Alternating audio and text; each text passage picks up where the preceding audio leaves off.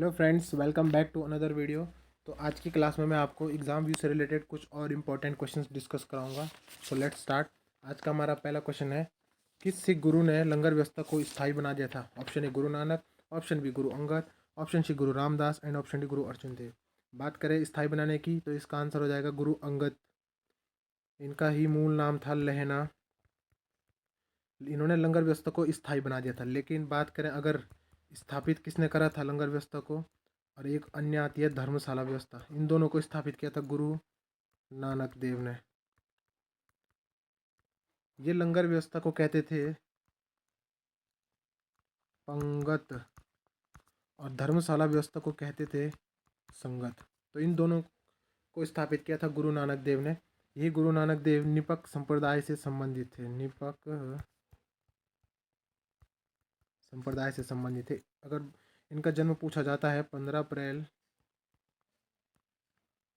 1469 को ननकाना साहिब पाकिस्तान में इनका जन्म होता है। और मृत्यु की बात करें तो 1539 को हो जाती है करतारपुर में।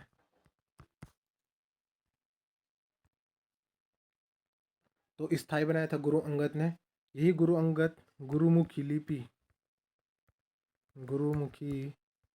लिपि शुरू करते हैं गुरु अंगद देव। बात करें गुरु रामदास की तो गुरु रामदास ने अकबर ने जो गुरु रामदास को 500 बीघा जमीन दान में दी थी, जिस पर गुरु रामदास ने एक अमृतसर जलाशय प्लस अमृतसर मंदिर बनाया था। अमृतसर मंदिर नहीं, सॉरी, अमृतसर नगर बनाया था। तो गुरु रामदास ने इस 500 बीघा जमीन पर पहले अमृतसर जलाशय बसाया। उसके बाद इसने यहाँ पर अमृतसर नगर की भी स्थापना कर दी थी। जो गुरु रामदास थे, इन्होंने जो गुरु का पद होता था इसे पैतृक बनाया था। पहले क्या होता था, गुरु का पद पैतृक नहीं था, लेकिन गुरु रामदास के बाद से यह गुरु पद पैतृक हो गया था। और इन्होंने ये गुरु पद को जो है अपने पुत्र गुरु अर्जुन देव को दिया था। बात करें गुरु अर्जुन देव की तो गुरु अर्जुन देव आदि ग्रंथ के रचयिता है। आदि ग्रंथ के रचयिता यही है। इन्होंने क्या करा, इस अमृतसर जलाशय जिसकी स्थापना गुरु रामदास ने करी थी, इस अमृतसर जलाशय के मध्य में हरमंदर साहब का निर्माण किया। तो अमृतसर जलाशय और नगर तो बसा दिया था गुरु रामदास ने, लेकिन इनके पुत्र गुरु अर्जुन देव ने हरमंदर साहब का निर्माण किया अमृतसर जलाशय के मध्य में। जहांगीर द्वारा गुरु अर्जुन देव को 1606 में मरवा दिया जाता है। क्यों मरवा दिया जाता है? क्योंकि ये गुरु अर्जुन देव जो होते हैं, इन्होंने जहांगीर के पुत्र खुसरो की सहायता करी थी युद्ध में। यह खुसरो जो है जहांगीर का विरोधी था। उस युद्ध का नाम था बहरावल का युद्ध, जिस युद्ध में गुरु अर्जुन देव ने खुसरो की सहायता करी थी, जिस कारण 1606 में जहांगीर द्वारा अर्जुन देव को मरवा दिया गया था। अगला क्वेश्चन है, किस समिति की सिफारिश पर रेल बजट और आम बजट को अलग अलग किया गया था? ऑप्शन ए एकवर्त committee, option B Nayak committee, option C Chelliah committee and option C Narasimhan committee. तो इसका आंसर हो जाएगा, दोनों को अलग करने में जो सिफारिश की थी वो की थी एकवर्त कमेटी ने। एकवर्त कमेटी क्या करती है, इस कमेटी की स्थापना पहले तो 1920 में हो जाती है और ये 1924-25 में पृथक कर देती है रेल बजट आम बजट को। लेकिन जो इनका दोनों का रेल बजट आम बजट का जो एकीकरण होता है वो होता है 2017 में। 2017 में होता है। और किसकी सिफारिश पर होता है? वहाँ पर भी एक कमेटी का नाम आता है विवेक रॉय कमेटी, जो कि जस्ट एक साल पहले 2016 में आती है। तो पृथक करने का कार्य एकवर्त कमेटी का और एकीकरण का कार्य विवेक रॉय कमेटी का था। बात करें नायक समिति की तो ये नायक समिति लघु उद्योगों से संबंधित थी। बात करें चिलैया समिति की तो ये कर सुधार से संबंधित थी, टैक्स वगैरह से। बात करें नरसिम्हन समिति की तो ये थी बैंकिंग संरचना सुधार से। तो नायक समिति लघु उद्योग से, चिलैया समिति कर सुधार से और नरसिम्हन समिति बैंकिंग संरचना सुधार से संबंधित थी। अगला क्वेश्चन है, सिंदरी उर्वरक कारखाना कहाँ स्थित है? Option A Orissa, option B Jharkhand, option C Bihar and option D Uttar Pradesh. तो सिंदरी उर्वरक कारखाना हमारा ऑप्शन बी राइट आंसर हो जाएगा, झारखंड में झारखंड में स्थित है। इसकी जो स्थापना होती है 1951 में होती है और ये जल्दी बंद हो जाता है, सन 2002 में इसे बंद कर दिया जाता है। इसे ही इसे भारत का फर्स्ट स्वतंत्र भारत का फर्स्ट उर्वरक कारखाना कहते हैं। तो फर्स्ट उर्वरक कारखाना स्वतंत्र भारत का यही सिंदरी उर्वरक कारखाना था जो झारखंड में स्थित है। 1951 में इसकी स्थापना होती है और फर्स्ट पंचवर्षीय योजना चल रही होती है इस समय पर। फर्स्ट पंचवर्षीय योजना के समय पर होती है। अगर बात करें इसके टाइम पीरियड की तो 51 से 56 के मध्य पहली पंचवर्षीय योजना आती है। इस पहली पंचवर्षीय योजना में बात करें तो कृषि को उन्नत बनाया जाता है, कृषि को उन्नत बनाया जाता है, प्लस दूसरा ये नदी घाटी परियोजनाओं पर भी जोर दिया जाता है इसमें। इसी समय पर भागड़ा नागल परियोजना या दामोदर घाटी परियोजना स्थापित होती है। बात करें इसके मॉडल की तो इसका जो मॉडल है किस मॉडल पर आधारित है, तो ये आधारित है हेराल्ड डोमर मॉडल पर आधारित है। चलेंगे अगले क्वेश्चन पे। संविधान के किस भाग में केंद्र एवं राज्य संबंधों की चर्चा की गई है? ऑप्शन ए भाग 11, ऑप्शन बी भाग 10, ऑप्शन सी भाग 15 और ऑप्शन डी भाग 18। बात करें केंद्र और राज्य संबंधों की चर्चा की गई है तो वो की गई है हमारे पास ऑप्शन ए भाग 11 में। इसमें चर्चा की गई है union state relation, USR union state relation की बात की गई है। भाग 10 की बात करें तो ये है एससी और एसटी जो एरियाज आते हैं, अनुसूचित जाति और जनजाति क्षेत्र से संबंधित है भाग 10। भाग 15 की मैं बात करूँ तो चुनाव से संबंधित है, इसमें आता है इलेक्शन। और भाग 18 की बात करूँ तो इसमें आपात उपबंध है। आपात उपबंध बोले तो इमरजेंसी प्रोविजंस किए गए हैं इसमें। तो इस आपात उपबंध में आर्टिकल 352 से 360 के मध्य के आर्टिकल आते हैं। बात करें इलेक्शन में, इलेक्शन के उसमें आते हैं आर्टिकल 324 से 329 के आर्टिकल इसके अंडर में आते हैं।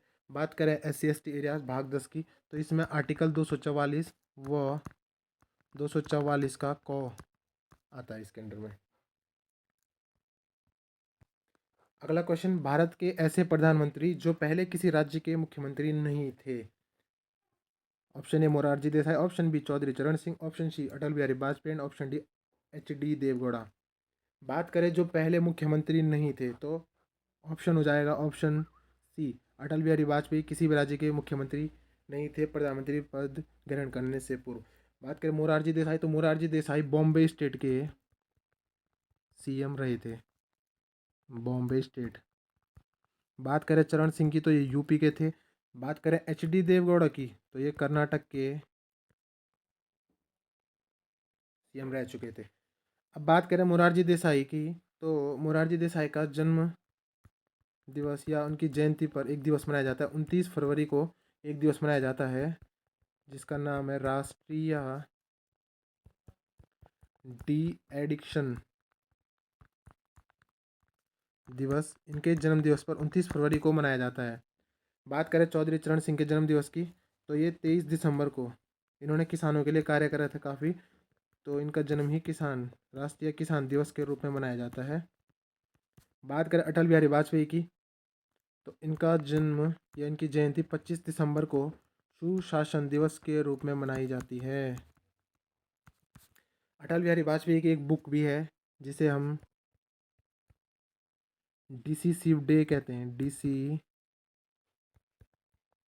यहाँ पे लिख डिसिसिव डे।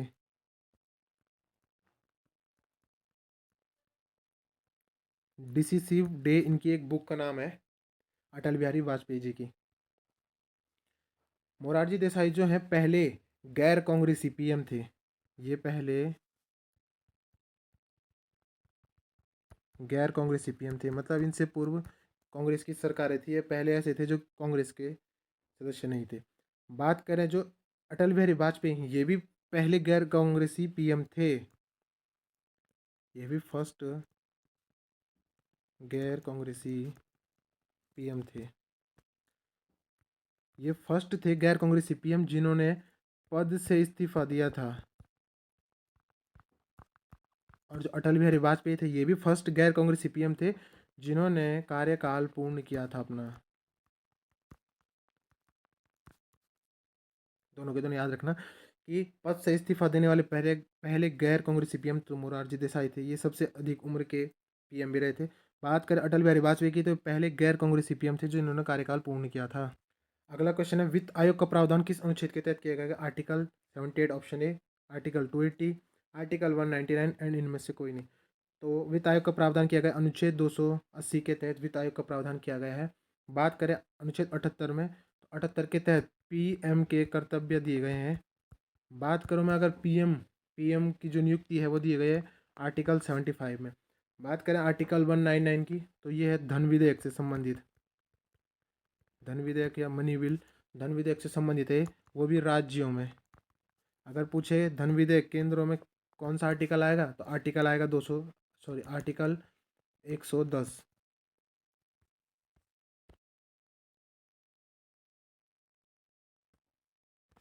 अगला क्वेश्चन भारतीय संविधान की प्रस्तावना में कितने प्रकार के न्याय की बात कही गई है? न्याय की बात पूछी गई है। Option A 3, option B 5, option C 2, इनमें से कोई नहीं। तो मैं बात करूँ न्याय की तो न्याय हमारे प्रस्तावना में 3 प्रकार के न्याय की बात की गई है, सामाजिक, आर्थिक और राजनीतिक। इसमें धार्मिक न्याय की कोई भी बात नहीं की गई है, धार्मिक न्याय कभी भी इसका आंसर में नहीं आएगा। बात करें 5 तो 5 स्वतंत्रताएं हैं, विचार, अभिव्यक्ति, विश्वास, धर्म और उपासना। तो ये 5 प्रकार की हमारे पास स्वतंत्रताएं दी गई हैं और 2 प्रकार की समताएं हैं हमारे पास, एक है प्रतिष्ठा और एक है अवसर की। अगला क्वेश्चन है गोरन घाट दर्रा किस किस के मध्य फैला है? ऑप्शन ए माउंट आबू से गुरु शिखर, ऑप्शन बी सतपुड़ा पहाड़ी से विंध्याचल पहाड़ी, ऑप्शन सी कद्रेमुख पहाड़ी से बाबा बुदन की पहाड़ी, ऑप्शन डी इनमें से कोई नहीं। तो गोरन घाट दर्रा हमारे राजस्थान वाले पोर्शन में है, तो इसका आंसर आ जाएगा ऑप्शन ए माउंट आबू और गुरु शिखर के मध्य है स्थित। अरावली पर्वत श्रृंखला जो है इसकी सर्वोच्च चोटी है गुरु शिखर, जो काफ़ी बार रिपीट कर दी है पेपर में।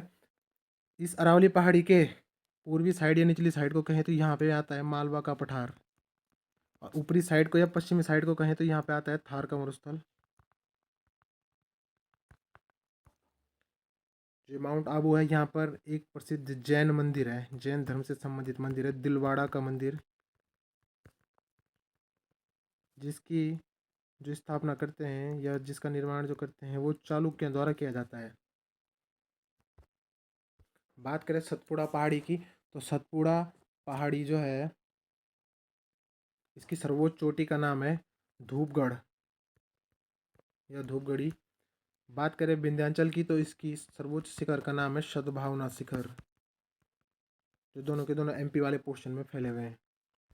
बात करें कद्रेमुख पहाड़ी और बाबा बुदन की पहाड़ी तो ये दोनों के दोनों काफ़ी इंपॉर्टेंट है, ये दोनों के दोनों कर्नाटक वाले क्षेत्र में पाई जाती है, कर्नाटक की ये पहाड़ियाँ हैं और दोनों के दोनों लौह अयस्क के लिए काफ़ी प्रसिद्ध है, लौह अयस्क के लिए काफ़ी प्रसिद्ध है कद्रेमुख की पहाड़ी और बाबा बुदन की पहाड़ी।